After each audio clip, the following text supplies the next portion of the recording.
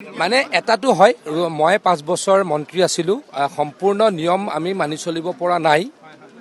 কিন্তু আমি সম্পূৰ্ণ নিয়ম মানি চলিব পৰা নাই কাৰণ আমি চাওঁ যে মানুহখিনিক অলপ ক'বাত সহায় কৰিব পাৰি নেকি যেহেতু কোভিডৰ পাছত পেপাৰ ইণ্ডাষ্ট্ৰি টিভিৰ ইণ্ডাষ্ট্ৰি বুলিয়ে কৈছো মই বা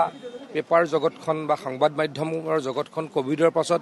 অলপ ক্ষতিৰ সন্মুখীন হ'ল গতিকে আমি অলপ তেওঁলোকক হেল্প কৰিবলৈ চাই আছিলোঁ কিন্তু অজিত চৌধুৰী আজি ক'লে যে আমি ষ্ট্ৰিক্ট হ'ব লাগে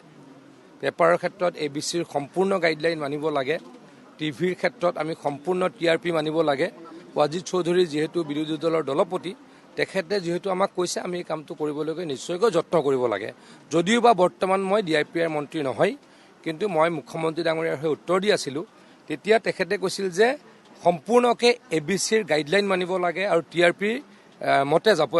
আমাৰ এডভাৰটাইজমেণ্ট দিব লাগে গতিকে এই ক্ষেত্ৰত কৰিবলৈ যত্ন কৰা হ'ব বিধায়কসকল থাকিব লাগে থাকিলে ভাল কাৰণ আমি যোৱাকালিয়ে মুখ্যমন্ত্ৰী ডাঙৰীয়া হৈ মই উত্তৰ দিব লাগিব বুলি মই জানো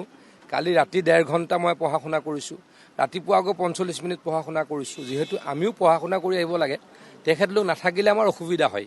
গতিকে বিধায়কসকল প্ৰশ্ন যদি আনিছে বিধায়কসকলে তেখেতলোক বিধানসভাত থকাটো জৰুৰী বুলি মই ভাবোঁ অখিল গগৈ নিয়ম নামানেই অখিল গগৈ তেওঁ নিয়ম মানিবলৈ বেয়াই পায় তেওঁ নিয়ম ভংগকাৰী